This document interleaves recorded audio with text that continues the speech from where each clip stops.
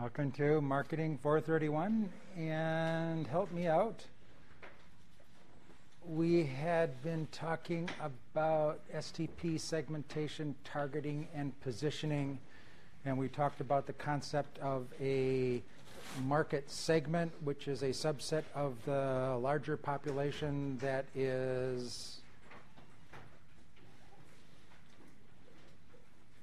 like, I know there's a multiple choice question along this one is, which of the following is not one of the conditions necessary to be considered a market segment?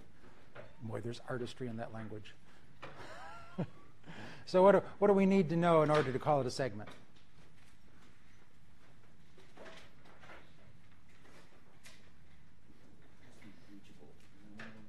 Has to be reachable because you have to be able to communicate with them if you want to say how amazing what you have to offer is.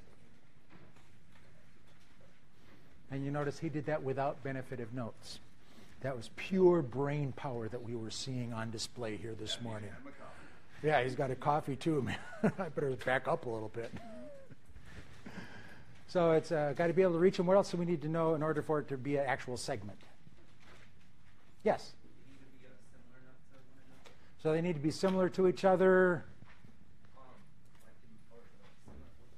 As with respect to your product, we accept diversity in every other facet except for that one issue, and similarly different from everybody else so that you can see there's a distinct cluster. They have to be reachable, and the last thing they have to be is economically viable, big enough to be worth the trouble. And then we had started talking about some of the ways that we segment the market. We had talked about business versus consumer markets, and we talked a little bit about demographics and geography, I believe.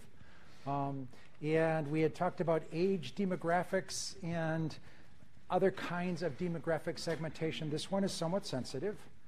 Ethnic segmentation, this is segmenting the market based on people's cultural or ethnic identity. Would you agree that people are similar to each other and different from everybody else with respect to culture and ethnicity in some situations? Yes. I don't know. The problem that you get is sometimes there's a fine line between ethnic marketing and stereotyping. And ethnic marketing is recognizing that there are useful differences based on ethnicity and or culture, and looking at products that satisfy that need. Stereotyping is making assumptions about people based on ethnicity or culture that may or may not be true. And when you start making products based on assumption that is not true, you end up wasting money and offending folks. One of the biggest problems in Gospel According to Bruce with ethnic marketing, one is to have somebody who's not of an ethnic group making decisions about how to market to that ethnic group. But the other one is the assumption of homogeneity. Have we talked about culture and subculture yet? We might be doing that in a second. Yeah, we did when we talk about families.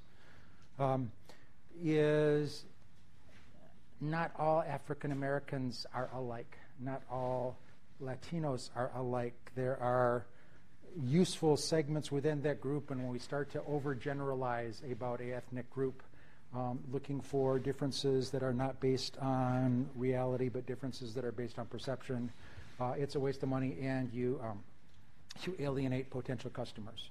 So let's not do that. And really the way to avoid stereotyping is to use data to inform your decisions rather than opinion.